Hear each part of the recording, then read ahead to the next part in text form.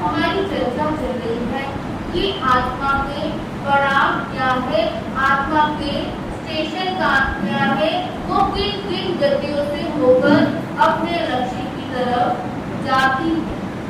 जिनमें से हमने नरक गति के बारे में समझा कि उसमें किस प्रकार से आत्मा को क्या मिलते हैं, दुख मिलते हैं, कष्ट मिलते हैं। उसके बाद फिर हमने किसके बारे में समझा था, क्रियंश गति के बारे में कि किस प्रकार वो जीव कैसे जन्म लेता है और किस प्रकार अपने जीवन का यापन करता है और किस कर्म के उद्देश्य से वो वहाँ जाता है। और आज हम चर्चा करने वाले हैं मनुष्य गति। मनुष्य गति अपने आप में एक सर्वश्रेष्ठ गति है। भगवान यहाँ कहते हैं कि मनुष्य गति को दो तरह से सर्वश्रेष्ठ माना गया है। पहला है कि मनुष्य को पूर्ण स्वतंत्रता मिलती है। पूर्ण स्वतंत्रता किसको मिलती है, जो मनुष्य है। अब पशु पक्षी हो, पेड़ पौधे हो या कोई भी जानवर हो, क्या उनको पूर्ण स्वतंत्रता है? उनको पूर्ण स्वतंत्रता नहीं है, क्योंकि वो अपनी मर्जी से कुछ नहीं करते। यदि कोई पशु चाहे कि वो कुछ खा ले, तो क्या वो अपने मुंह से बताकर कह सकता है कि मुझे भूख लग रही है? वो मनुष्य की तरह बोल सकता है? नहीं बोल सकता। वो ये पूर्ण स्वतंत्रता यदि किसी को प्राप्त है तो वो सिर्फ क्या है, मनुष्य को। क्योंकि जब हम दर्पण के सामने जाते हैं, आप जब तैयार होते हैं, दर्पण के सामने जाते हैं, अपने आप को देखते हैं, इसमें क्या देखते हैं, अपना प्रतिबिंब देखते हैं कि आप किस तरह से तैयार हुए हैं और क्या क्या उसमें कमियां हैं, उसको सुधार सकते हैं। ठीक इसी प्रकार मनुष्य को पूर्ण स्वतंत्रता है कि वो अपने जीवन में कमियां देख कर अपने आप को क्या करे, सुधार सके, अपने अंदर के आत्म ज्ञान को क्या करे, बाहर ला। क्योंकि एक मनुष्य ही है, यदि वह चाहे तो नरक के अंदर भी उत्पन्न हो सकता है, और यदि वह चाहे तो अपना लक्ष्य कहाँ बना सकता है, मोक्ष की तरफ जाने का भी बना सकता है। दूसरा बोला चिंतन की क्षमता। चिंतन यानी विचारों की क्षमता।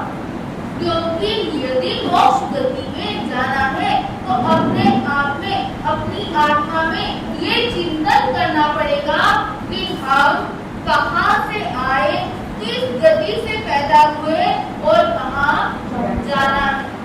जिस प्रकार एक नाविक होता है, जब वो पानी के अंदर अपनी नाव को चलाता है तो वो क्या देखता है, सबसे पहले उसका लक्ष्य क्या है, कहाँ पर है, उसका जो साइड, नदी की जो साइड होता है वो किस साइड है। और वही नाविक ये भी देखता है कि यदि पानी के अंदर क्या आ जाए, तूफान आ जाए, तो किस तरह से उसे बचा जाए। ये क्या है?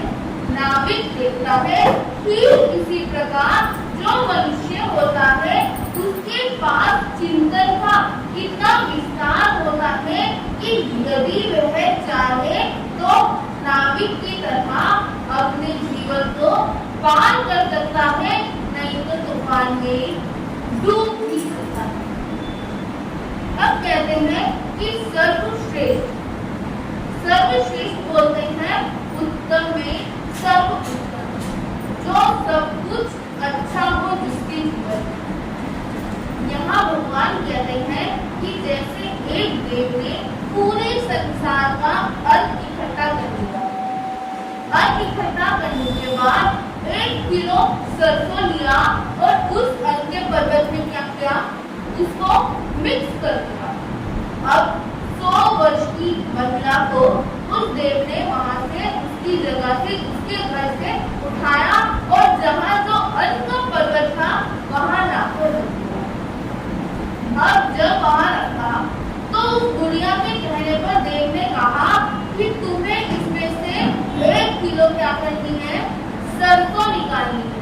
अब सरसों के दाने कितने होते हैं, बिल्कुल बारीक बारीक, और गुड़िया की आयु कितनी है, 100 वर्ष, जिसकी बॉडी काम जिसकी गर्दन मिल रही है, जो जब मर्जी जिसका क्या हो सकता है, मृत्यु हो सकती है, उसको कह रहे हैं कि तुम क्या करो, 1 किलो सरसों अनाज के पहाड़ के ऊपर से क्या करो, निकालो। क्या वो निकाल पाएगी? वो नहीं निकाल पाएगी, लेकिन यदि वह देव की सहायता लेती है तब वह निकाल पाएगी, तब आराम से निकल सकता है अनाज के पहाड़ से वो सरसों 1 किलो। ठीक इसी प्रकार जो मनुष्य का जीवन है वह इसी तरह सर्वश्रेष्ठ है। वह बिना किसी की सहायता से जब तक अपने जीवन में प्राण है, शक्ति है, तो क्या कर सकता है, अपना उद्धार कर सकता है, अपने कल्याण के मार्ग पर जा सकता है। अब प्रश्न होता है कि मैंने ऐसा क्या किया, मुझे जो मनुष्य जन्म। तो भगवान कहते हैं कि जो व्यक्ति होता है वो 4 प्रकार से कार्य करता है, तब जाकर क्या होता है, उसको मनुष्य जन्म मिलता है। उसमें से सबसे पहला बताया कि क्या करनी चाहिए, दया रखने से, दया रखने से मनुष्य जन्म मिलता है। दया मीन्स करुणा, अनुकंपा। भगवान स्वामी सुखकृताम सूत्र के अंदर कहते हैं, आय तुल्य प्यासुमा, अर्थात सारी आत्माओं को अपनी आत्मा की समान समझो। जैसे तुम्हें सुख प्रिय है वैसे दूसरे की आत्मा को भी सुख प्रिय है। जैसे तुम अपने जीवन में आनंद अनुभव करना चाहते हो और दूसरे के जीवन में भी आनंद अनुभव का होना चाहिए। अब देखिए इस जमाने में दया तो बिल्कुल खत्म ही हो गई। कितने कसाई खाने खुल गए हैं।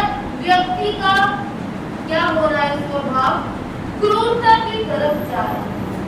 जब व्यक्ति का स्वभाव क्रूरता की तरफ जाता है तो वो कहाँ जाता है, नरक में जाता है। लेकिन वही स्वभाव यदि उसकी दया की तरफ होगा तो वो कहाँ जाएगा, अपने लक्ष्य के प्रति एक सीढ़ी पर कदम। भगवान महावीर स्वामी के संवत्सरण में हर प्रकार के जीव आते थे जो एक दूसरे से क्या थे, वैर की जिनकी प्रकृति थी। लेकिन भगवान के संवत्सरण में आकर वो अपना क्या करते थे, वैर भूल जाते थे। चंद्र कौशिक को ही देख लीजिए, जब उसने भगवान के पैर पर डंक मारा तो क्या निकला था भगवान के पैर से, दूध की धारा निकली थी। क्योंकि भगवान के जीवन में क्या थी, दया थी। भगवान के जीवन में करुणा थी। इसलिए अपने जीवन में पहला कारण क्या है,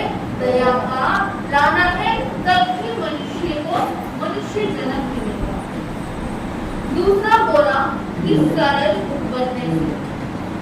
सरल यानी एकदम सीधापन, जैसा आपने बोला वैसा आपने क्या किया, करा।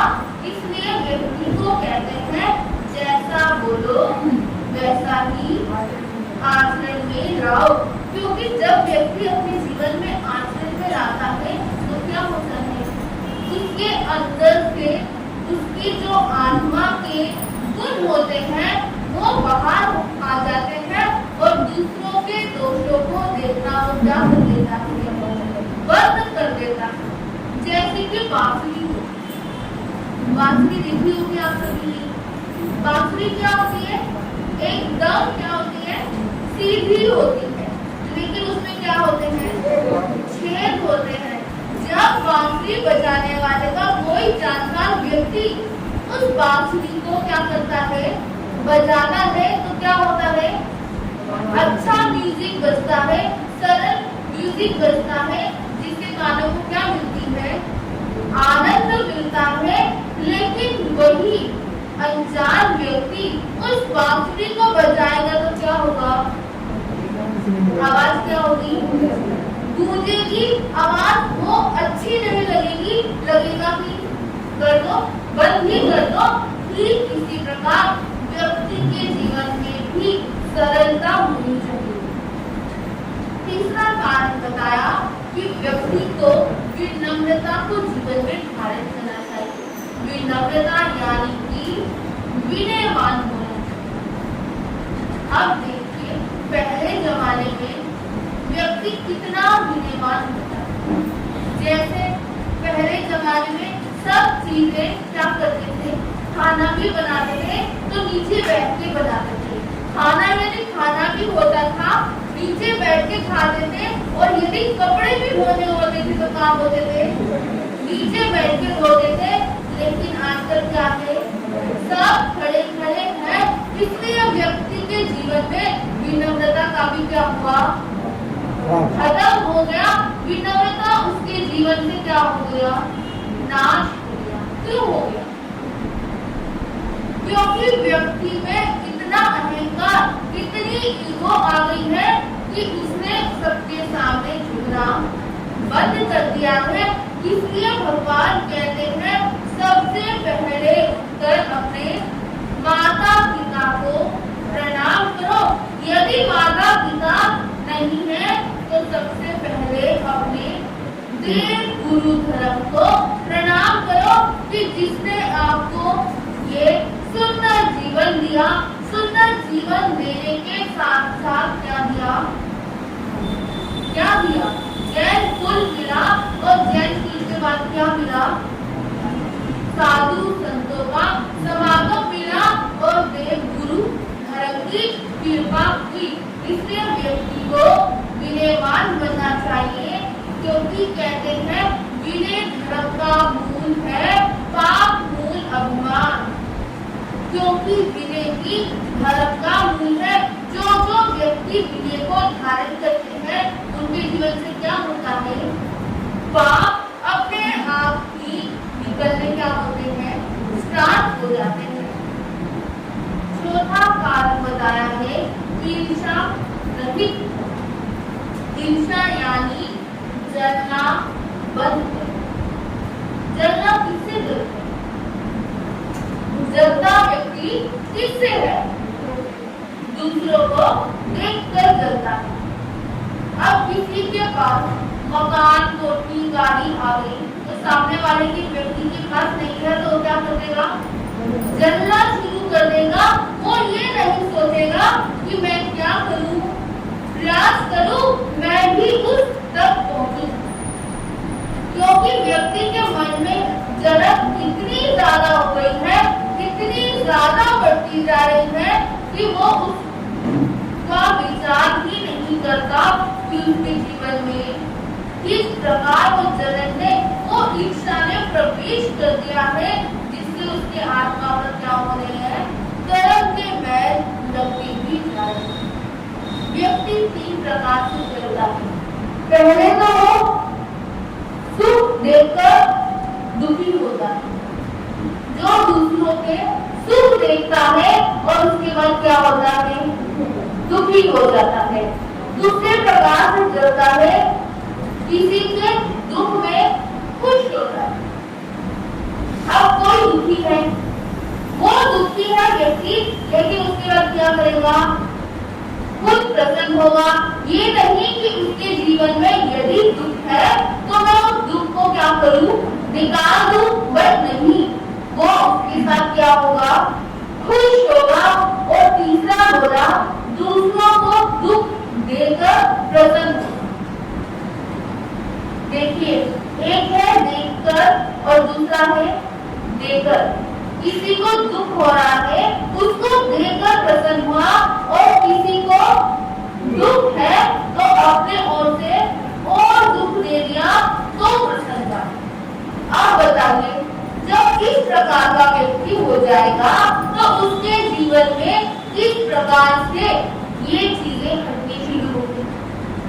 क्योंकि यदि उसके जीवन में ईर्ष्या आई तो विनय का नाश हो जाएगा, दया हट जाएगी, सरलता उसके जीवन में आएगी ही नहीं।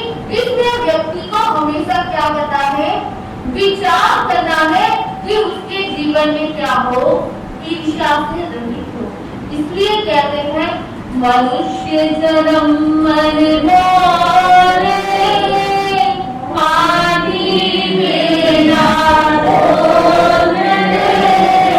मनुष्य जन्म मन मोरे, माटी में ना डोले। अभी तो मिला है, फिर ना मिलेगा, कभी नहीं, कभी नहीं, कभी नहीं रे। मनुष्य जन्म मिट्टी के समान है, अब मिल गया है, फिर नहीं मिलने वाला है।